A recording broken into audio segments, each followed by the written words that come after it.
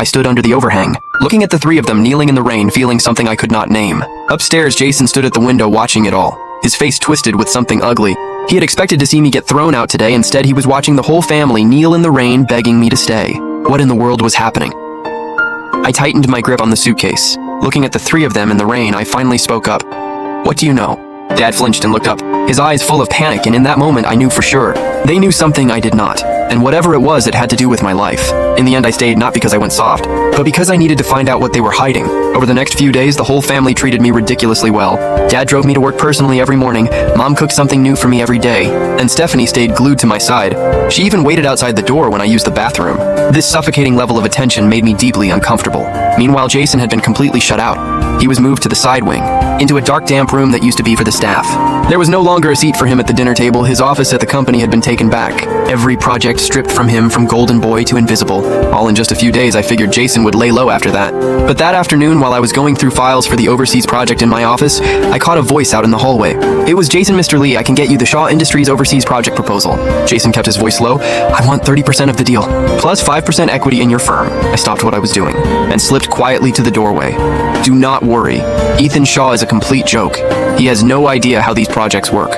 The whole proposal was put together by my old team. I could pull it off with my eyes closed."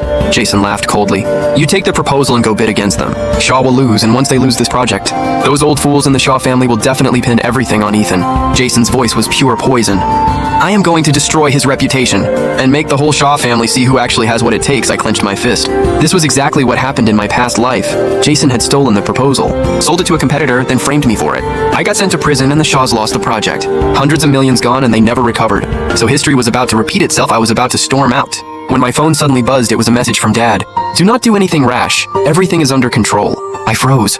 How did Dad know I was here? How did he know Jason was on the phone? "What exactly are you people?" After I looked straight at her. She was quiet for a moment, then she suddenly pulled me into a hug. "Ethan, I just want you to be okay." Her whole body was shaking. Her voice was on the verge of tears. This kind of breakdown did not look like an act. I pushed her away. "I am moving out tomorrow. I want nothing from the Shaws." "No, you are not." Stephanie grabbed my arm with a grip that shocked me. "You cannot leave, absolutely not." Her reaction was way too intense to make any sense. Right then, a loud crash came from downstairs. I rushed down and found Dad pinning Jason to the floor. Jason still had my project proposal in his hand. "What do you think you are doing?" Dad's voice was ice cold. Jason struggled. "I just wanted to see what he wrote." "Why does he get this project and not me?" "Because you do not deserve it." Dad said each word like a verdict starting today. "Every privilege you had in this house is gone."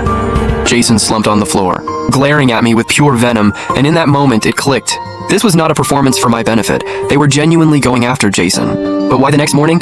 I was woken up by knocking. I opened the door. Stephanie was standing there with a row of staff behind her, arms full of gift boxes. "Today is your birthday." I paused. Today was my 25th birthday. In my past life, the whole family threw a party for Jason over some small deal he closed. Not a single person remembered mine. "These are all for you." Stephanie had the staff bring the gifts in. "And then there is this." She handed me an envelope. I opened it. Inside was a stack of property deeds and vehicle titles, all transferred into my name. Stephanie's villa, boutiques, and luxury cars. They are all yours now. On top of that, I am signing over 10% of my company shares to you. I looked at the documents, fingers going cold. These assets together were worth at least $1 billion. "You are crazy." "No, I am not." Stephanie's eyes welled up. "Ethan, your sister was blind before. Now I want to make it up to you." I slid the documents back. "I do not want any of this. I told you I am moving out." Stephanie's face went pale. "Are you really leaving?" I started packing. "Yes, the Shaws have never been home to me." Stephanie grabbed my hand. "You cannot leave. What will I do without you?" I pulled free. "You still have Jason. You do not need me. We do not want Jason. We only have you. Just you please stay. I stared at her with a strange feeling, and before I could think it through, Dad and Mom came rushing in. "Ethan, where do you think you were going?" Dad saw the suitcase in my hand and went pale. I said calmly, "I am leaving the Shaws. Whatever you legally owe me, we can settle that and then we are done." "No. Ethan, please, Mom is begging you, do not go." "Let go of me." I tried to break free. Mom held on tight, tears streaming down her face. "Mom was wrong. I was blind. You can hit me, yell at me, do whatever, just please do not go." I looked at them all and laughed coldly. Is this some kind of sob story act? It is not an act, Ethan. If you leave, something terrible is going to happen. I locked eyes with her. What kind of terrible? Stephanie opened her mouth, but nothing came out. Her eyes were filled with pure fear. That fear was real enough to make my chest tighten. If you cannot say it, stop pretending. I picked up my suitcase and headed for the door. Then Dad, Mom, and Stephanie all dropped to their knees at the same time. "Ethan, we are begging you, please stay." Dad's voice was shaking outside. It suddenly started to pour. They were kneeling right in the doorway, getting soaked. Not one of them got up. After I was reborn, I had a feeling the whole family came back too. They seemed to know that the plane crash that blew me to pieces was no accident. And they knew how their precious adopted son would one day steal everything from them, leaving them broke and abandoned with nowhere to go. Only then did they realize that I was the one nobody ever valued. The one who had been holding this broken family together all along, but it was too late. Now it hit them all at once that today was the very day I got thrown out of the Shaw house. Since heaven gave them a second chance this time, they would do whatever it took. They would never let me walk out that door again. Then the doorbell rang. I was standing outside soaking wet hair still dripping. Dad opened the door and I instinctively tensed up. Sorry I'm late. The scolding I expected never came. Dad just looked at me. His eyes had a warmth I had never seen before. His trembling hand reached out holding a towel. His voice cracked. Kid, come on, dry off. Do not catch a cold. I just stood there frozen. The last thing I ever said to this man in my past life was, you are not worthy of the Shaw name yet. Here he was talking to me like he was the one begging. Come on in.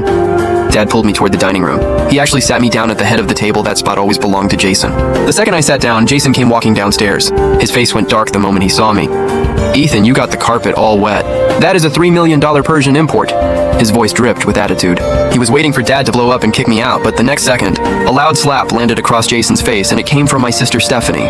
Who the hell do you think you were telling my brother what to do? Her voice was ice cold, nothing like the girl who used to do whatever Jason said. Jason grabbed his face, staring at her in disbelief. Steph, have you lost it? You hit me over him. I have not lost anything. I just finally see you for who you really are. She turned and looked at me with guilt and heartache in her eyes. Ethan, I am so sorry. Your sister was blind back then. I sat stiff on the couch. All of this was way too bizarre in my past life on this exact day. Dad had slapped me more than 10 times in front of everyone over a project mistake. Stephanie had watched without blinking, and Jason had loved every second of it. I ended up thrown out with nothing wandering the streets. But now the whole script had flipped. Mom walked out of the kitchen carrying a bowl of soup. She set it in front of me carefully. Ethan, drink some ginger soup, it will warm you up. All your favorites, I made them specially for you. I looked down at the food and my chest tightened. These were the dishes I had loved most in my past life, but never once ate in this house. I looked up slowly, scanning every face in the room. What kind of game are you all playing? Dad's eyes went red. Ethan, Dad knows he did you wrong, but starting today, everything is going to be different. Different. I let out a cold laugh. Are you guys trying some new way to mess with me? First, give me hope, then crush it into the ground. No, Ethan, please trust us. We genuinely want to treat you right. I stood up. Every muscle on guard, I do not need that. Right then, Dad suddenly dropped to his knees. The chairman of Shaw Industries was kneeling in front of me. Ethan, please do not leave. Give Dad a chance, one chance to make it right. One chance to make it right. I stared at the man kneeling on the floor. My mind went completely blank in my past life when this man threw me out. He did not even glance up. Now he was on his knees in front of me. What on earth was going on? I did not help Dad up. I just stared at him coldly, had enough yet. Dad lifted his head, eyes completely bloodshot. Son, your mom was blind starting today. Jason moves to the side wing. Your room has already been redone. Just the way you liked it at 10 years old back then. No one had pushed me aside yet. That room had later been turned into Jason's game room also, the overseas project at the company. I am putting you in charge. Dad pulled a document from his pocket. This is an authorization letter effective immediately. You have authority over 30% of the company's resources. I took the document. My fingers barely steady. In my past life, this project was Jason's stepping stone. He used it to lock in his position at Shaw, and I did not even have the right to sit in on meetings. Jason's face turned to stone. Dad, are you out of your mind? What can he possibly do? This project shapes the company's entire 5-year plan. Shut it. Dad did not even look at Jason. Tomorrow, you move to the side wing. Every room in the main house goes to Ethan. On what grounds? Jason exploded. I have been in this family for over 10 years. You can just do that, Stephanie laughed coldly. On the grounds that you are an outsider and he is Shaw blood? Those words hit Jason like a blade, driving straight into his chest. He glared at me with a hatred that looked ready to spill over. At dinner, Mom kept piling food into my bowl. All my favorites, sweet and sour ribs, steamed bass. Every single dish nailed exactly what I loved. Ethan, eat up. Look at how thin you have gotten. Mom's eyes went red again. It is Mom's fault for not taking better care of you. I ate mechanically while my mind worked through what they were after. Nobody does this kind of thing for no reason. The Shaws could not have just suddenly grown a conscience after dinner. I headed back to my room. The moment I pushed open the door, I stopped cold. The room really had been put back exactly as it was when I was 10. Blue walls. Shelves full of the model kits I used to love, and on the desk sat the pen I had treasured most back then. That pen had been smashed by Jason. I figured I would never see it again. I walked over to the desk and picked it up. It was a brand new one, identical to the original. Do you like it? Stephanie's voice came from behind me. I turned and saw her holding a black card and a set of car keys. These are for you. She set them on the desk. The card has no limit, and the car is the latest supercar. You always wanted one, right?